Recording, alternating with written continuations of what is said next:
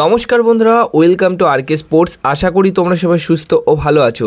তো এই ভিডিওতে কিছু গুরুত্বপূর্ণ আপডেট শেয়ার করা রয়েছে, যেগুলো গতকাল থেকে এখনও অবধি আপডেট এসছে। সেই আপডেটগুলোই তোমাদের কাছে এখন এক এক করে শেয়ার করে দেব। তো প্রথম যে আপডেটটা শেয়ার করব সেটা হচ্ছে সুপার কাপের আজকে কিন্তু প্রথম উদ্বোধনী ম্যাচ খেলতে চলেছে কেরালা ব্লাস্টার এবং ইস্ট বেঙ্গল এফসি দল। কিন্তু তার পরের ম্যাচটাই ছিল রাউন্ড 16-এর মোহনবাগানের ম্যাচ। আর মোহনবাগানের ম্যাচ চার্চিল ব্রাদার্সের এগেনস্টে হওয়ার কথা ছিল। সেই ম্যাচটা কি আদৌ হবে আজকে? তো দেখো, সেই ম্যাচটা পুরোপুরি ক্যান্সেল হয়ে গেছে।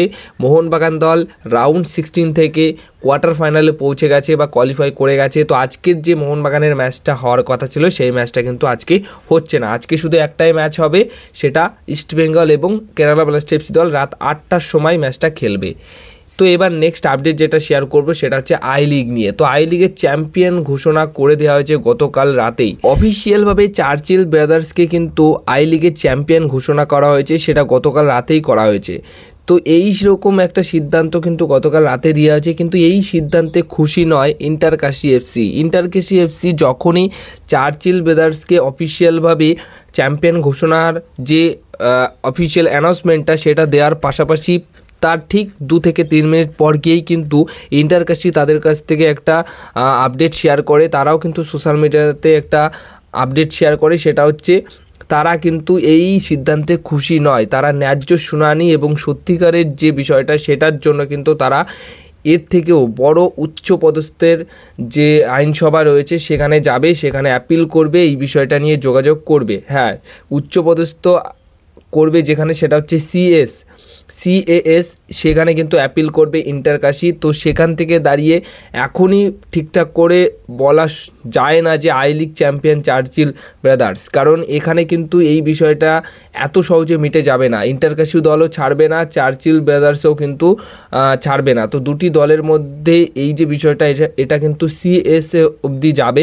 তো সেটা দেখা যাক তারা কি সিদ্ধান্ত দেয়। কিন্তু এই বিষয়টা নিয়ে কোনোরকমভাবেই ছাড়ছে না ইন্টারকাশি এফসি দল। তারা কিন্তু যত দূর যাওয়ার দরকার তত দূরই যাবে এবং একদম সঠিক সিদ্ধান্ত যেটা আসার সেটাই আসবে হয়তো পরবর্তী সময়, সেটাই চাইছে ইন্টারকাশি এফসি দল।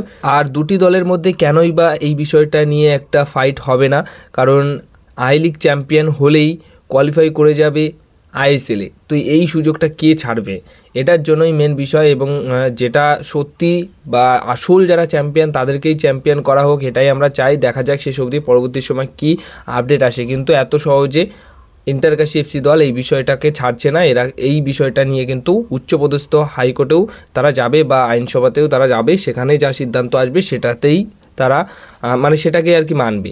এরপরে নেক্সট আপডেট যেটা রয়েছে সেটা একটা ট্রান্সফার আপডেট, ট্রান্সফার রিউমর। সেই আপডেটটা হচ্ছে মরক্কান ফুটবলারকে নিয়ে। দেখো, মরক্কান ফুটবলার আইএসএলের সফল ফুটবলার, যেভাবে এই সিজনে কিছু মরক্কান ফুটবলাররা পারফরমেন্স করেছে, তাতে করে আইএসএলের বেশ কিছু দল এখন কিন্তু মরক্কান ফুটবলার সই করানোর জন্য উঠে পড়ে লেগেছে বা মরক্কান ফুটবলার সই করানোর ক্ষেত্রে চেষ্টায় আছে। সেই মতো কিছু কিছু ফুটবলারের নাম অলরেডি মার্কেটে উঠে গেছে, যে তাদের সাথে আইএসএলের বেশ কিছু ক্লাবের লিঙ্ক আপ হয়েছে। তো সেই মতো আরও একটি মরক্কান ফুটবলারের নাম কিন্তু উঠে এসছে, যার সাথে আইএসএলের ক্লাব ওড়িশা এফসি দলের লিঙ্ক আপ হয়েছে। আর সেই প্লেয়ারটি হচ্ছেন 30 বছর বয়সী হামজা এলওয়াস্টি, একজন Moroccan footballer. Left winger position তার একটা মেন পজিশন। তো উইঙ্গার পজিশনে খেলে থাকেন। 3,60,00,000 টাকা মার্কেট ভ্যালু রয়েছে। বর্তমান সময় দাঁড়িয়ে মরক্কান যে লিগ রয়েছে সেই লিগে একটি বড় ক্লাবে খেলছেন। তো সেখান থেকে দাঁড়িয়ে ওড়িশা এফসি দল এই ফুটবলারটিকে দলে আনার চেষ্টায় রয়েছে বা একটা রিউমার বেরিয়েছে এই ফুটবলারটিকে নিয়ে। কথাবার্তা ভালোই পর্যায়ে এগিয়েছে। সব কিছু ঠিকঠাক থাকলে এই মরক্কান উইঙ্গারটিকে তোমরা আইএসএলে ওড়িশা এফসি দলের হয়ে খেলতে দেখতে পারো। এখন কিন্তু এই ফুটবলারটিকে নেবার ব্যাপারে চেষ্টায় রয়েছে ওড়িশা এফসি দল, কথাবার্তা চলছে। পরবর্তী সময় কোনোরকম আপডেট পেলে অবশ্যই সেটা জানাবো। মরক্কান প্লেয়ার মানেই সেরা প্লেয়ার, সেটা আমরা এখন আলেদিন আজরাইকে দেখেই বুঝতে পারছি। আর এর আগেও অনেক মরক্কান ফুটবলার খেলে গেছে, যেরকম নোয়া সাদাউদিও আছে। তো মোটামুটি ভালো সাইনিং অবশ্যই হবে। তো সবশেষে যে আপডেটটা দিয়ে আজকের এই ভিডিওটা শেষ করব, একটা দারুণ আপডেট রয়েছে মোহনবাগান দলের সমর্থকদের জন্য। মোহনবাগান দল সাইড ব্যাক খোঁজার চেষ্টায় রয়েছে নতুন এক সাইড ব্যাক আনতে চাইছে, যেরকম নাওরেম রোশন সিংকে আনার ব্যাপারে মোহনবাগান দল খুব ভালো পর্যায়ে কথাবার্তা বলছে।